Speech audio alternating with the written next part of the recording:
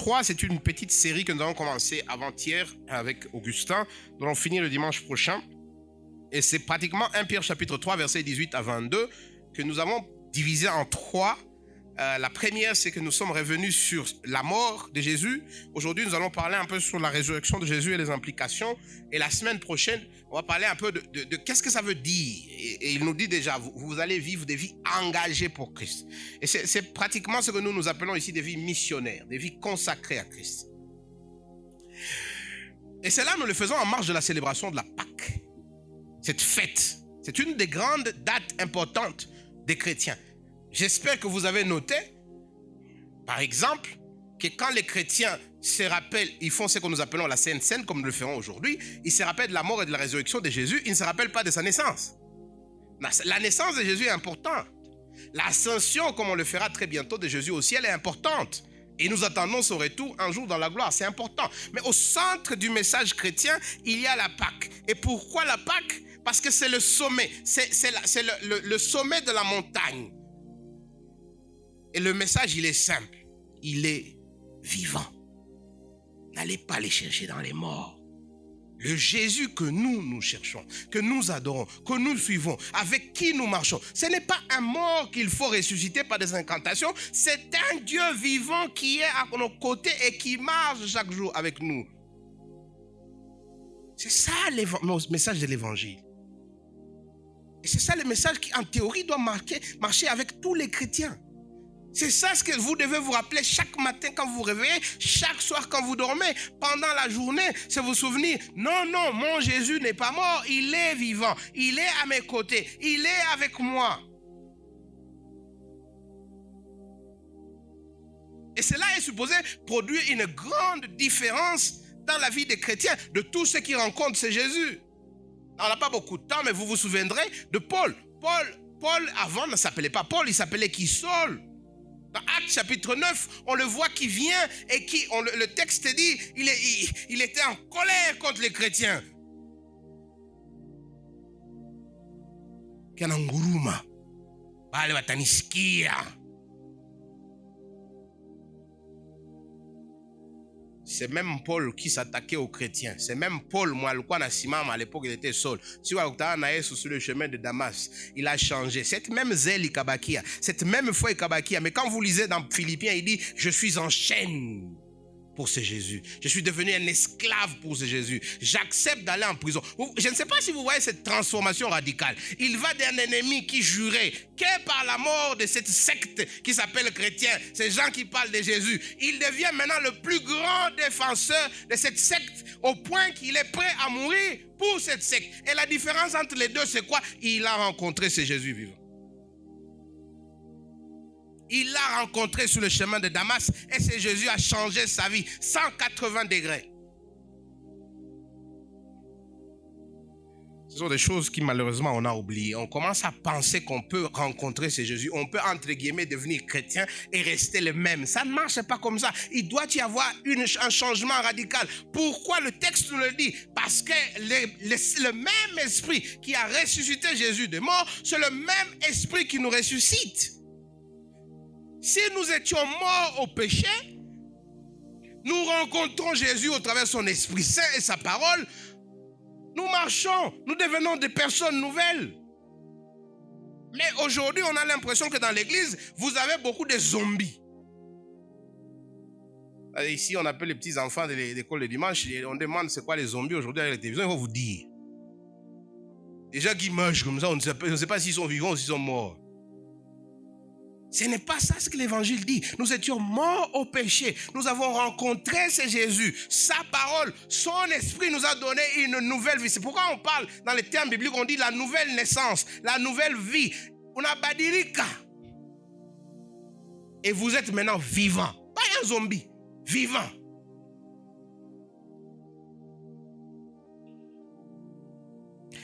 Pierre écrit à une église qui était en persécution.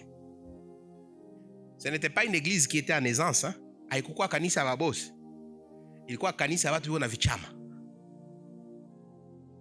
Vous avez vu, on a lu dans Corinthiens, on a parlé de Macédoine. Venez avec moi dans 1 Pierre chapitre 1er. Vous voyez, qu'est-ce qu'il dit? Pierre, apôtre de Jésus-Christ, à ceux qui sont étrangers, dispersés dans la Pont, Galatie, Cappadocie, Asie mineure, Bithynie. Ceux qui sont élus selon la préséance de Dieu par la sanctification de l'Esprit, afin qu'ils deviennent obéissants et qu'ils participent à l'aspersion du sang de Jésus-Christ, que la grâce et la paix soient avec vous. Voilà l'ancienne Asie mineure, ce qu'on peut appeler aujourd'hui une sorte de Turquie. C'est à ces gens-là qu'il écrit. Et ces gens ne sont pas les plus riches. Bien au contraire, ils sont en train de faire face à la persécution. Il y en a qui, après cette lettre, vont mourir. Et le même Pierre qui l'a écrit, lui-même là, d'après tout ce qu'on est sur la lettre, lui-même est à Rome. Il dit à la fin, il dit, je vous écris de Babylone. Lui-même est à Rome. Et l'histoire nous renseigne que quelque temps après, on va le tuer. Donc lui-même, il sait que la fin est proche. Il va mourir. Et il écrit à des gens qu'il sait. Certains d'entre eux vont mourir pour leur foi. Il ne leur prescrit pas des jeûnes de 15 jours. Il ne leur prescrit pas comment vous appelez ça, des délivrances, des prières de délivrance. Ce n'est pas ce qu'il leur prescrit.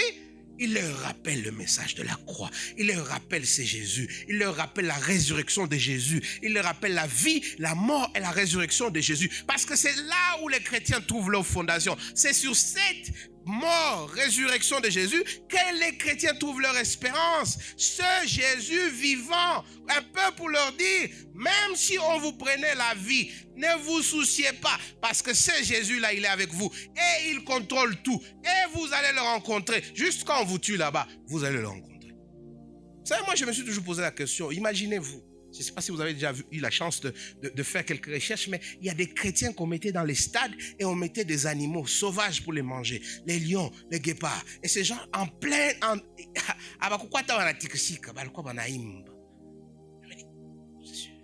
Essayez un peu de vous imaginer si c'était vous.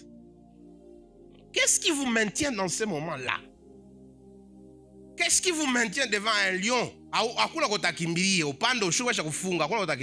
Qu'est-ce qui vous maintient quand on vous met devant une bûche et on met du feu? Qu'est-ce qui vous maintient? Ce message-là déjà va vous bénir. Vous serez la tête et non la queue. À ce moment-là, toi tu veux être la tête de quoi? Oh, vous allez vivre jusqu'à voir la 3e génération. On est en train de te brûler là. Viens avec tes prophéties. Oh, le feu va brûler, tu ne vas pas brûler. Vous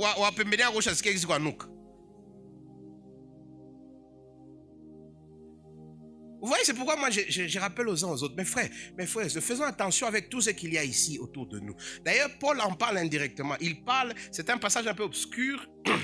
À la fin, il dit, au temps de Noé, il n'y avait que 8 personnes qui ont quitté. Imaginez-vous, Mobukavu yote, Noé a jenga luarke. Neko na ambia, en tout cas, la Bible nous dit le monde, on ne sait pas c'était combien. Mais prenons la ville de Bukavu, 1 500 000 personnes, où on a jenga arke yako, et tu as 20 ans ou 10 ans, je ne sais pas, combien batu. Et voilà, comme vous l'êtes, hapa Mungu anasema tabajije, batu avec kusikia. Imaginez-vous, Bukavu yote yende, il n'y a que 8 personnes. Peut-être que wepeka à un moment, et imani inajuta. Wasa lakini, est-ce que ni Mungu nyo nisikia awai? Comment baba tu yote avec on a sikia venir kwa nsema? Mange mie tu na batoto yangu tu. Les chrétiens, ils marchent dans un monde où ils sont minoritaires. Je l'ai toujours dit ici, j'ai dit, le jour où vous vous retrouvez du côté de la majorité, vous avez oublié Jésus. Posez-vous la question. Moi, quand je regarde sur les réseaux sociaux, les chansons chrétiennes de tout le monde danse, j'ai dit, non, ça, quand tu vois que tout le monde danse à ça, à chapeauter. Parce que le message de l'évangile n'est pas un message populaire, ne l'a jamais été, ne l'est pas et ne le sera jamais.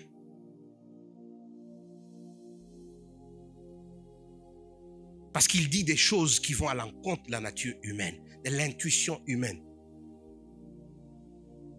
Et voilà, vous êtes sur la bûche et on est en train de vous brûler. À ce moment-là, vos maisons ne valent rien, vos diplômes ne valent rien. À ce moment-là, qu'est-ce qui te tient?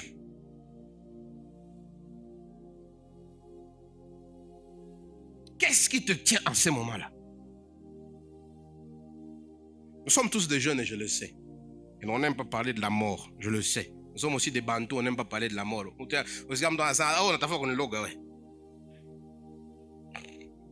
Mais la vérité, c'est que nous tous ici dans cette salle, nous allons mourir un jour ou l'autre. La vérité aussi, c'est qu'on n'est même pas sûr que le dimanche prochain, quand on se réunit ici, il n'y aura pas quelqu'un d'entre nous qui ne sera plus là. probabilité comme ya kukufa ya bato te beko isale ni probabilité certaine. Une, mon français. Upande ushuke, uvichame, uzunguruke, utakufa tu. Et devant la mort, quelle est ton assurance? Les maisons, les prophéties, les visions.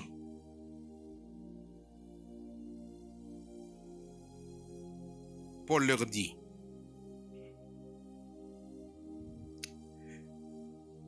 devant la mort, verset 17, il dit, car il vaut mieux souffrir telle que la volonté de Dieu en faisant le bien qu'en faisant le mal. Christ, il est pointe vers Christ. Christ. L'espérance dans cette vie ou dans la vie à venir, c'est Jésus. Et pourquoi Jésus est mon espérance? C'est parce que lui est mort, mais il n'est pas seulement mort, il est revenu à la vie.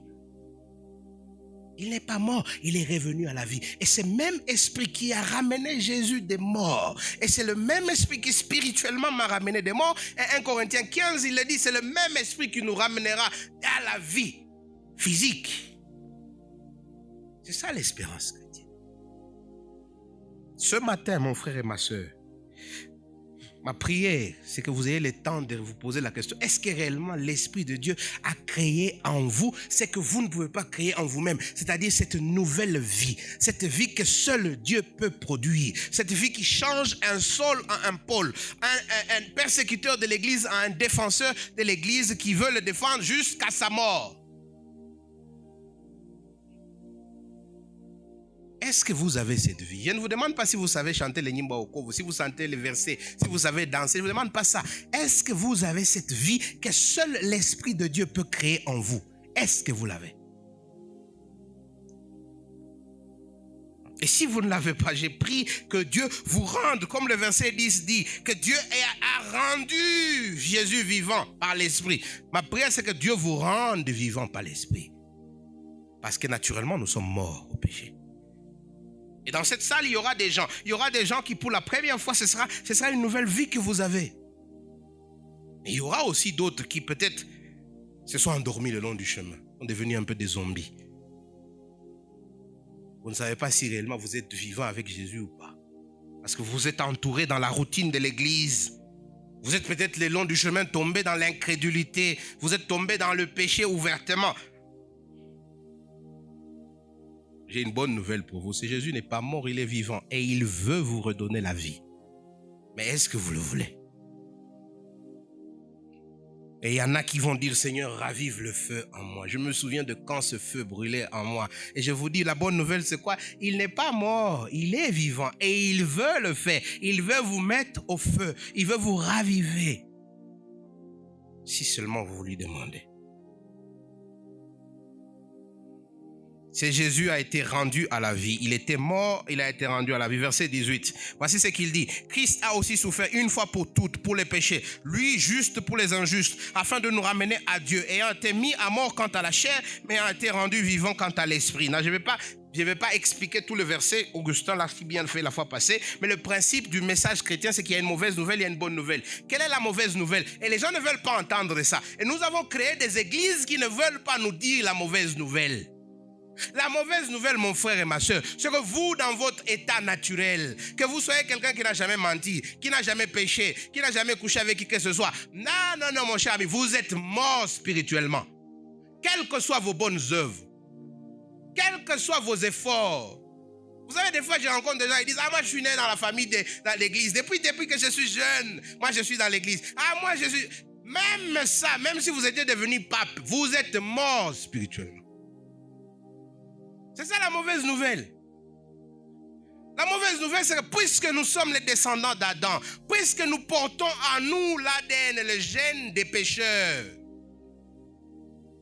nous naissons avec la nature pécheresse, avec cette tendance à nous rebeller contre Dieu. Et il y a des gens qui font cette rébellion ouvertement. Et c'est ce qu'on appelle les prostituées, les assassins, les voleurs, les détourneurs. Et il y a ceux qui le font intérieurement. C'est moi et vous souvent.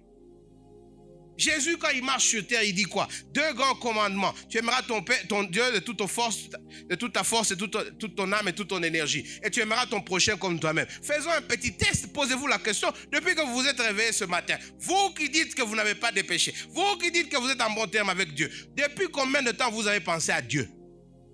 Parce que si je dois suivre ce que Jésus dit, vous ne devez pas avoir envie de vous laver, vous ne devez pas avoir envie de manger, vous ne devez pas avoir envie d'apparaître belle ou beau dans le miroir. À chaque moment, vous ne pensez que Dieu. Rien d'autre. Est-ce que c'est vrai? Moi, et toi, on le sait, c'est pas vrai. D'ailleurs, on doit même s'efforcer pour s'enfermer peut-être dans un petit coin et mettre un peu de la musique pour penser à Dieu. Parce que nos pensées vont dans tous les sens, sauf là où elles sont supposées aller. Bon, supposons que vous êtes parfait, vous gardez les premiers commandements, vous ne pensez que Jésus chaque fois. Est-ce que vous aimez votre prochain comme vous-même? Ah oui, Nicolas, j'aime mon prochain comme toi-même. J'ai dit, tu as combien d'habits dans ta garde-robe? Ah non, moi, j'en avais 7. Ah, on avait dit, si tu as 2 tuniques, donne une à ton voisin et garde une. Quand tu en as déjà 7, donc il y a 6 personnes dont tu as privé d'habits. Tu veux encore dire que tu aimes le prochain comme toi-même? Tu as combien d'argent en banque? Na mabanka yenye bazifunga do mama banzalia mungu aliani. Esa waambiaka kama uko na mbili patia mwenzako uko aliani. Unaanza ona zaka ni vitu ya dunia binaweza kupotea tu hivi du lendemain. Ambaye kia mbinguni hatusikii. Non, on rit, mais j'espère que vous êtes en train de comprendre des réalités. Moi, j'ai déjà vu des gens, oh non, ma nyumba ilungula anapata AVC. Papa, balikwambia wekea mbinguni ukusikie. So, anaanza pata AVC. Na Yesu alisema qu'il a dit, là où le voleur ou la rue n'atteindront pas. Mais à tout ce qu'il y a, à tout ce qu'il y a. Alors, venez me dire à moi que vous êtes bien avec Dieu. Non. La vérité, c'est que quand vous commencez à comprendre ces vérités spirituelles, comme Paul vous avait dit, malheur à moi pécheur. Malheur à moi pécheur, parce que je commence à me rendre compte que même si je voulais faire des choses pour Dieu, la vérité, c'est que je n'en suis pas capable. Et puisque je n'en suis pas capable, je suis objet de la colère de Dieu, du châtiment de Dieu. Et la bonne nouvelle de l'évangile, c'est quoi? C'est que Dieu a envoyé son fils, Jésus, venir prendre tout ce que toi tu ne peux pas faire là, tous ces péchés qui t'empêchent d'avancer, ces principes qui t'empêchent d'aimer Dieu comme ton Dieu et d'aimer ton prochain comme toi-même. Il est venu Jésus et lui il a satisfait tout ce que toi tu n'as pas fait. Et afin, Paul nous le dit, Dieu l'a pris ce Jésus-là, il l'a mis sur la croix et il t'a pris toi qui devais être sur la croix, il t'a dit Chouka, tok, wend.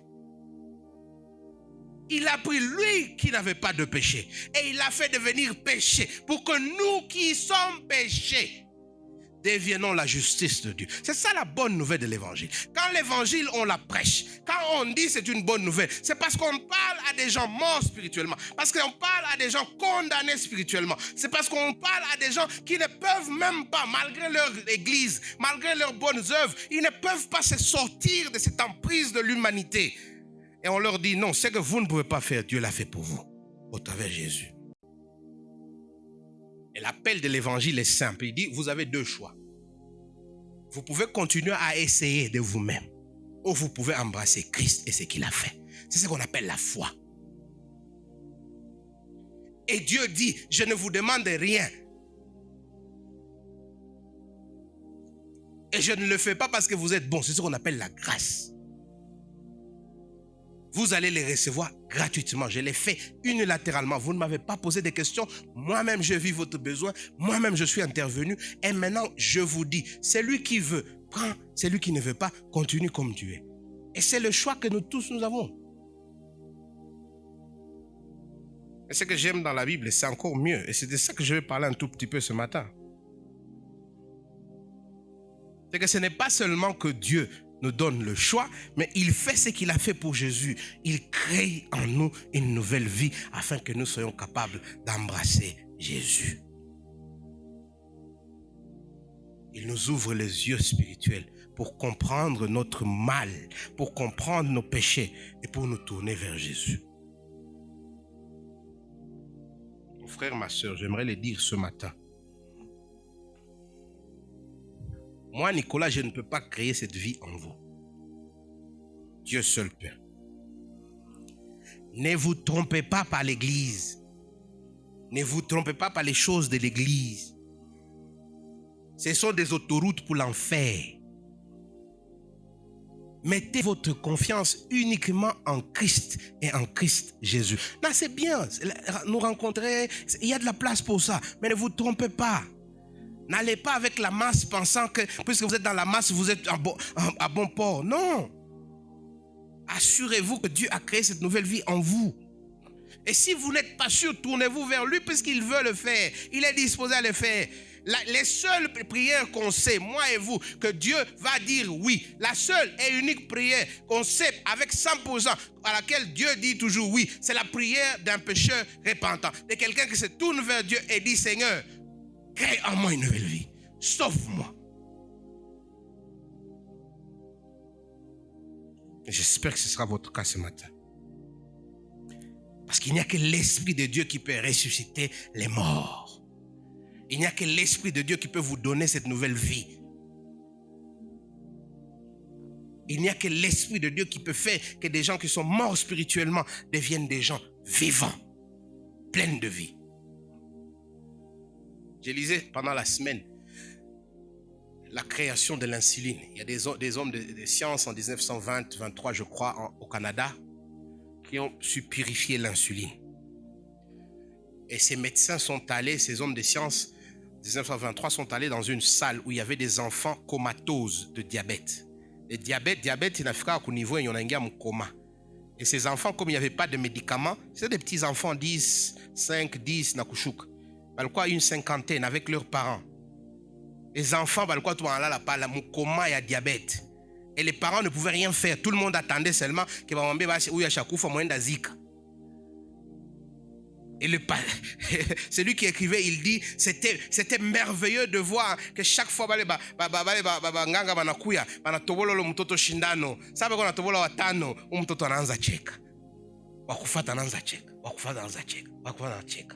et tout d'un coup, une salle qui était un mouroir est devenue une salle pleine de vie parce qu'on leur avait injecté de l'insuline. Là, mes chers amis, l'insuline, à la fin, tout le monde, vous le savez, elle vous sauve la vie pendant un temps, mais à la fin, vous allez mourir. Imaginez-vous maintenant toute une salle, tout un groupe de gens dont Dieu vient insérer l'évangile en eux. Et là où il y avait la mort, il y a la vie. Imaginez-vous ce que ça fait. Le problème, moi je l'ai toujours dit, le problème de notre pays, c'est parce qu'au fait, en réalité, on se trompe de problème. On pense que les gens qui font du mal là-bas, ils le font parce qu'ils le veulent. Non, c'est leur nature. C'est comme ça qu'ils sont. Et aussi longtemps qui n'est pas la purification des souillures du corps, mais l'engagement d'une bonne conscience envers Dieu, et qui maintenant vous sauve, vous aussi, par la résurrection de Jésus-Christ, qui est à la droite de Dieu, depuis qu'il est allé au ciel, et que les anges, les autorités, les puissances lui ont été soumis. J'espère que vous notez ce qu'il dit. Les anges, les autorités, les puissances sont sous le pied de Jésus, sous le contrôle de ce Jésus. Dans la Bible, en plusieurs endroits, on nous dit qu'il est assis à la droite du Père. Ça veut dire, Éphésiens, ça veut dire qu'il a fini son travail. Il est assis. Il n'y a plus rien d'autre à faire. Hébreu nous dit, il purifie parfaitement. Il sauve parfaitement. Donc le travail du salut, c'est un travail complet. Maintenant, il est assis et il contrôle. Il a la puissance. Et l'Évangile nous dit, un jour, il reviendra comme un juge. Israël, ainsi de suite. Mais l'exemple que j'aime beaucoup, c'est Abraham. Un ange passe, un ange de Dieu passe, il lui dit, écoutez, je vais... anaanza kwanza kumwambia aseme ewa utapita tu kwangu na kukula waikala hapa tupige bubadi mama mpige bugali kule na waleta na nyama. C'est pourquoi Pierre plus tard il dit écoutez il faut être hospitalier mfungule manyumba na muyue peut-être que vous allez même kufungulia baanje nani. Mais bon, je commence à penser que Dieu est comme un Africain parce que akishashiba anasemaka mbele alikutana na Abraham akwambia yuko naenda mais sasa chakula bugali ya Sara na kanyama na mimi ndio nakwambia niko. Comme vous dites, si vous voulez comprendre les secrets des gens, on va pas dire parce que c'est d'accord. Marisha Kula va t'asseoir bien. Je me souviens un jour, ma histoire est d'accord avec toi, actually. Et moi, j'ai dit que Dieu est aussi un Africain. Les Africains sont comme ça. Alors Dieu dit, tu sais, Nikwenda kule Sodome, namenda uwe zambi zabo zinapita. Abraham anapiga Kalkias. Sasa watawa wale watu kule. Si peti yangu na mimi kule Lot. Atadai. Ewa Mungu.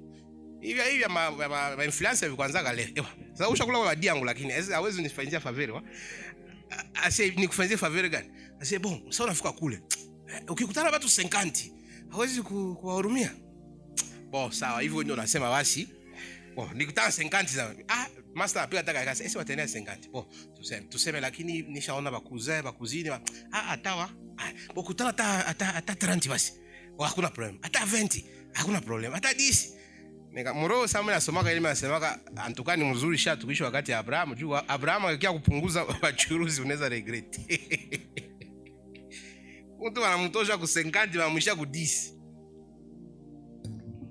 Mais quand Dieu est arrivé dans la ville de Sodome, il n'a même pas trouvé 10 personnes. Mais je parle de l'intercession dans le sens où c'est ce que Jésus fait. Il parle à notre faveur. La vérité, c'est que même quand nous avons l'Esprit de Dieu, nous ne sommes pas exemptés de tomber dans les péchés. Même quand nous savons que Jésus, c'est notre roi. Même quand notre cœur dit que nous aimons Jésus. Romains 7, des fois, il y a des choses où il y a tout distrait. C'est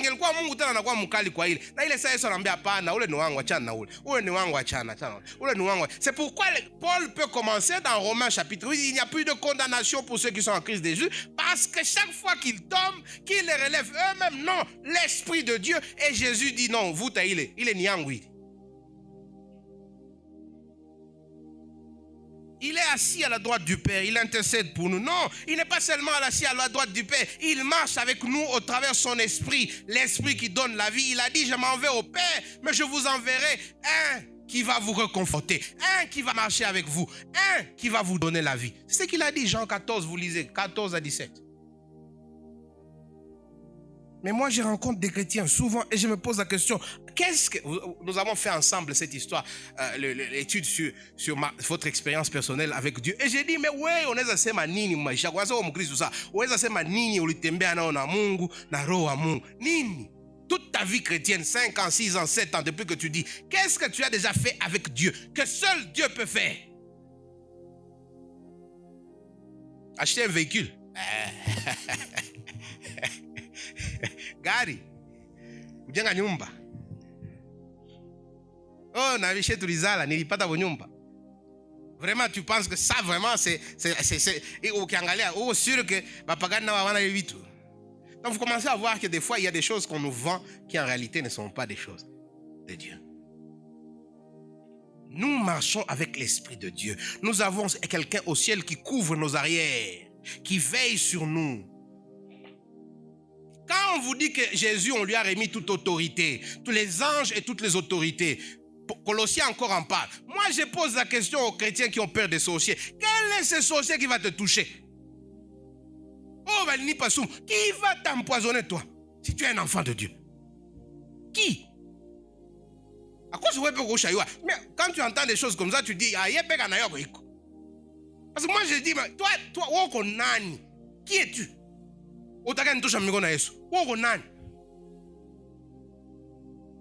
Parce qu'on lui a donné toute autorité.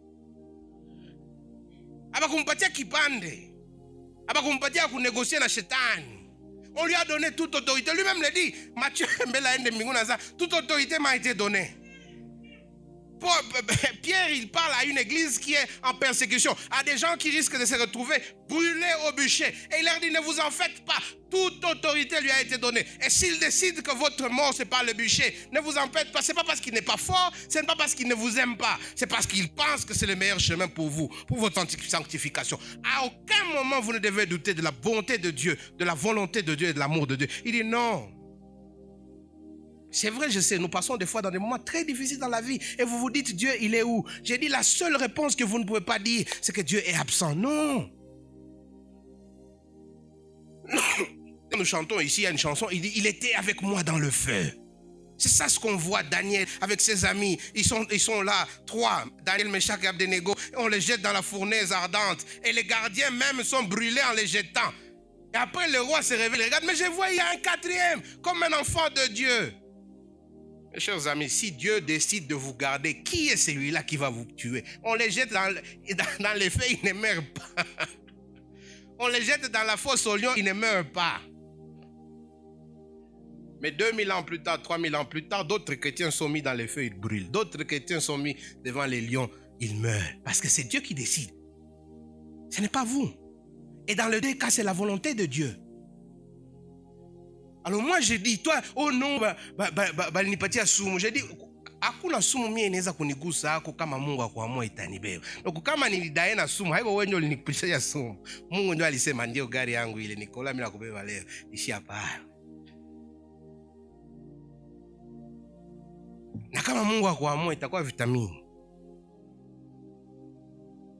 Nakisha nasema mlozi. Vous avez sûrement entendu beaucoup d'histoires, des gens qui cherchent quelqu'un à Bamon. Yeah, you à Bamon. Mais à Bamon, ce sont de vraies histoires parce que Dieu, quand il a décidé toute autorité. Qu'est-ce que ça veut dire? Ça veut dire que les chrétiens ne vivent pas dans la peur. Souvenez-vous quand Marie-Magdalène rencontre l'ange, on dit, n'ayez pas peur. La foi remplace la peur.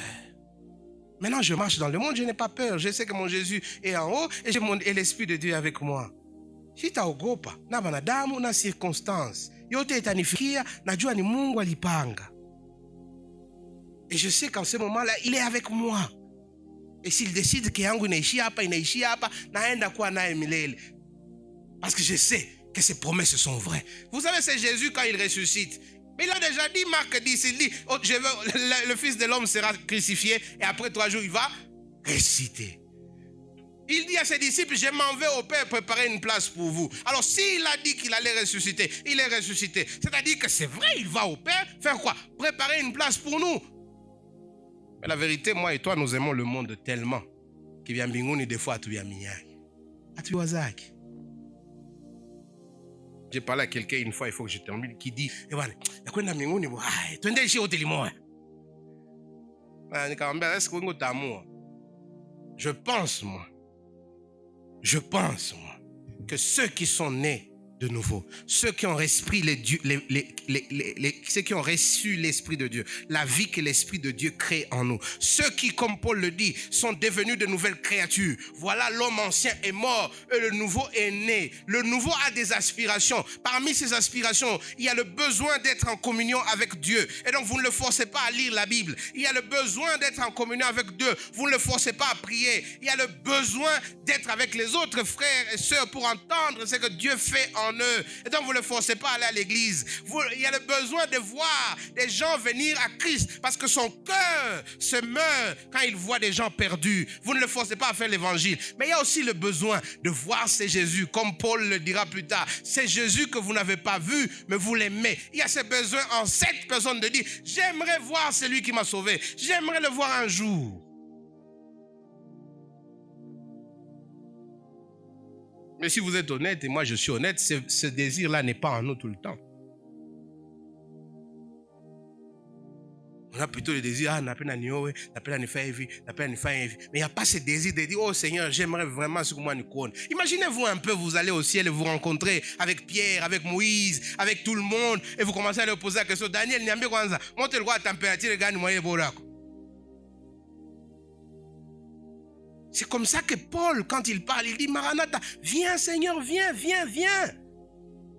Il écrit aux Philippiens, il leur dit, mais j'aimerais tant être avec le Seigneur. Mais s'il décide que je sois avec vous, obasi, mina itika tu. Si takatala kutumika, mimi nezapenda niende nimuone. Ça, c'est ceux dans les cœurs desquels Dieu a mis son esprit. Ça, ce sont ces gens-là qui ont été transformés par la résurrection.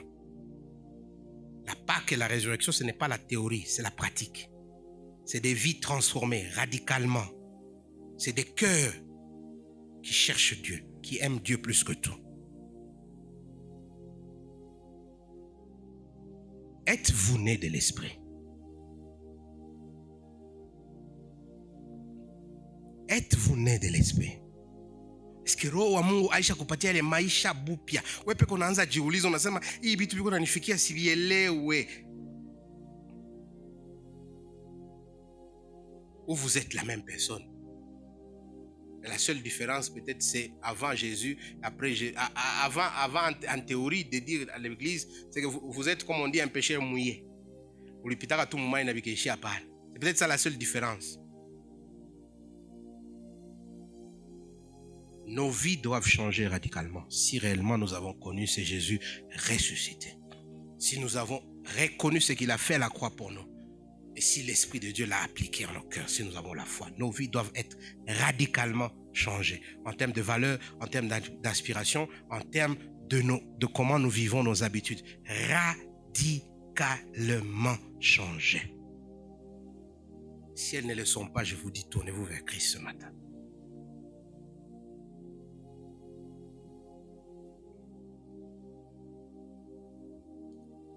Paul, Éphésiens chapitre 4, verset 28, il dit que celui qui volait ne vole plus, mais qu'il utilise ses mains pour travailler dur, et que son argent là qu'il gagne, il l'utilise pour aider ceux qui n'ont pas. Moi, vous ne pouvez pas me dire que vous êtes devenu chrétien et il n'y a pas de transformation radicale dans votre vie.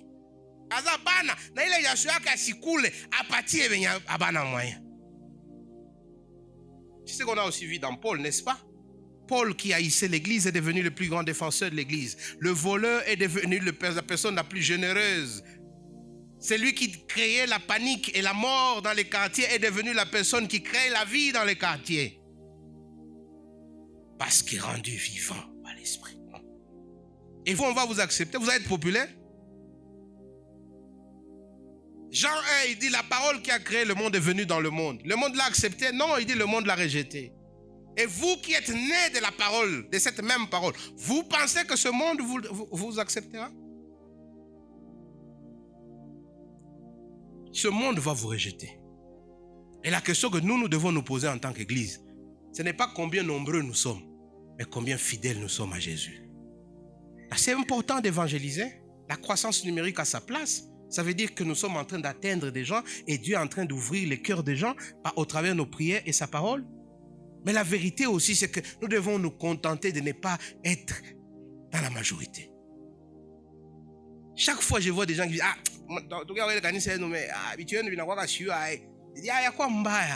nous, on ne cherche pas la popularité. On ne va pas dans cette église venir ici, inakuwa sabe tuko théâtre, tunafanya ma comédie, mwancheka, mwapiga malinga, mabina alola, mwarudia kupale na muyo vya Yesu. Mwaki tu watu ya zambi. Hapa kwa kanisa habitafanyikaka, en tout cas de mon vivant.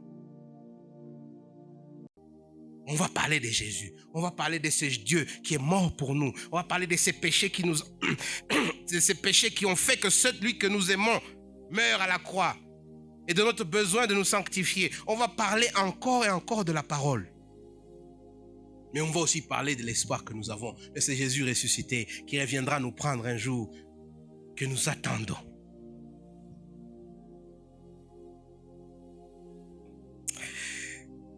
Pour finir, mes frères et sœurs, voilà des questions que j'aimerais que vous vous posiez. Êtes-vous né de nouveau? Si oui, qu'est-ce qui montre que vous êtes né de nouveau? Sinon, parlez à Jésus. Et nous, en tant qu'Église, en tant que cellule, est-ce que nous sommes de ceux qui sont dans la majorité ou nous sommes de ceux qui, même dans la minorité, restons fidèles à Dieu, dépendons total à Dieu par la prière, l'esprit et sa parole? Qu'au bon nos têtes.